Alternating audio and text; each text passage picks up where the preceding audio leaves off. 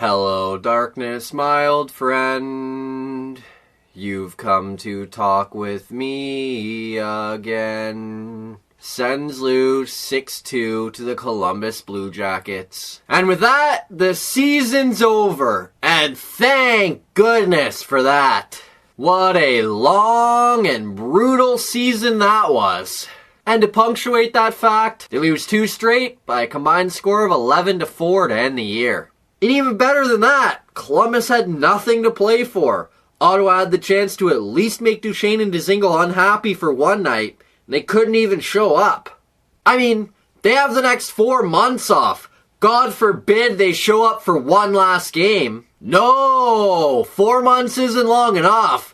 We need the extra day and leave early. Like I said, thank goodness this season is over. Let's just get into lineup changes. With one final game left this season, the Sens made a couple moves to give the vets some extra ice time. Rudolph Balcers and Christian Wolanin were returned to Belleville for 2 reasons. 1, because the Sens no longer needed them, and 2, to help Belleville with their playoff run. With those 2 gone, Bobby Ryan and Mark Borowiecki returned to the lineup after sitting out with injury. The only other change came in goal, where Craig Anderson got the start to wrap up the season. Unfortunately for Anderson, the Sens don't start on time and hang their veteran netminder out to dry. Just over 3.5 minutes into the first period, Panarin wheels into the Sens zone, feeds Dubois, who's wide open. He roofs one over Anderson, and the Blue Jackets lead 1-0. And barely 3.5 minutes into the first period, Ottawa's already not playing defense.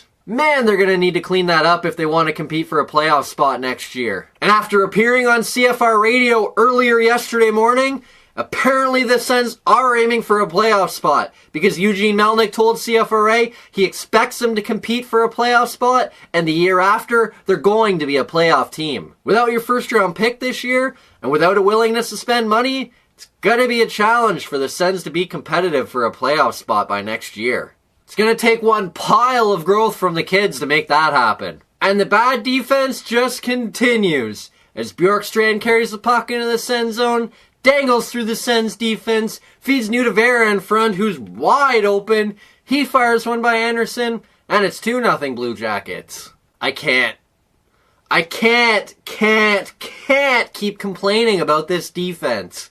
We're just going to move on. Then not even a minute and a half later, the Sens turn the puck over twice behind their own net. Dubois centers it in front, bounces off Anderson, goes in the net, and the Blue Jackets lead 3-0. I can't say this enough. Thank goodness this season is over. And in his final game of the season, Craig Anderson's hooked after 3 goals on 7 shots. And let's face it, the last goal wasn't very good, but boy, oh boy, did his team not do him any favors. Got a new game for the Sens to play next season. I call it Red Paddle. Anytime the Sens defense decides not to play hockey, they line up against the wall, and Craig Anderson gets to smack them with his paddle. Not exactly very nice, or probably legal for that matter, but it might get the point across. Anders Nilsson then comes on in favor of Craig Anderson, turns away all 7 shots he faces over the rest of the first period, and the Blue Jackets take a 3-0 lead into period 2. And after getting completely caved in the first period, the Sens push back a little and cut into the Blue Jackets' lead. Before the Sens can cut into the lead, they get a little bit of luck, as the Blue Jackets ring one off the post in a 2-on-0 to keep it just 3-0. And that post does prove huge, as the Sens come back a few minutes later and make it 3-1. Just shy of the period's 9-minute mark, Thomas Chabot forces a turnover at the Blue Jackets line. He feeds Brian Gibbons, who goes back to Chabot. Chabot backhands one top shelf over Korpisalo, and just like that, it's 3-1 Blue Jackets. That's Chabot's 14th goal and 55th point of the season, as the young Sens blue liner put together a solid first full season in the NHL. Unfortunately though, before the period would come to a close, the Blue Jackets would score again and extend their lead. With under 5 minutes left in the period, Brady Tkachuk misses the net. Oliver Bjorkstrand picks up the puck. He and Tessier race back the other way 2-on-1. Bjorkstrand feeds Tessier, and after hitting the post on a 2-on-0 earlier, this time he fires it by Anders Nilsson, and the Blue Jackets lead 4-1. And for the second time in the game, A missed net at one end leads to a Blue Jackets goal at the other. Tessier's first NHL goal stands up as the final of the period, as the Blue Jackets take a 4-1 lead into the third period. Then just over 6.5 minutes into the third period, the Sharks duo comes through again and cuts the Jackets' lead in half. Chris Tierney has the puck in the Blue Jackets zone. He wheels around the zone, goes behind the net, feeds Bodker in front. He fires one by Korpisalo, and just like that, Ottawa's deficit is down to 2. Bodker's goal makes me think, hey, maybe they're actually going to come back and win. Then England turns the puck over 3 minutes later, Bjorkstrand one-times one by Nilsson, and the Blue Jackets lead by 3 again. It just never fails. It's only fitting, right? I complain all season about how Ottawa doesn't cover the front of the net, doesn't try hard enough, turns the puck over too many times, so why don't we have a free goal to end the season? Ottawa pulls their goalie, Panarin feeds Riley Nash, he fires the puck from center ice down the ice, hits the empty net, and the Blue Jackets lead 6-2. And that's gotta be at least the 20th goal this season that Ottawa's just handed the other team. I know Pierre Dorion had this long list of things the new Sens coach needs to have. I've only got one. How about we stop giving away free goals? Let's just get into good news, bad news. The season is over. And that is the good news. Man, this team stunk for a lot of the season. I mean, the beginning of the year was actually kind of fun. Were they winning all the time? No. But at least they were kind of competitive and they were winning some of the time. But as the season dragged into December and then January and on we went, the losses started piling up and it just got longer and longer.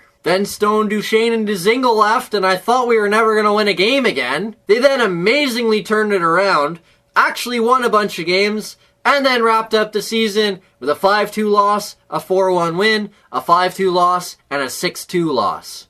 That's 3 losses in their last 4 games, where they're outscored 17-8.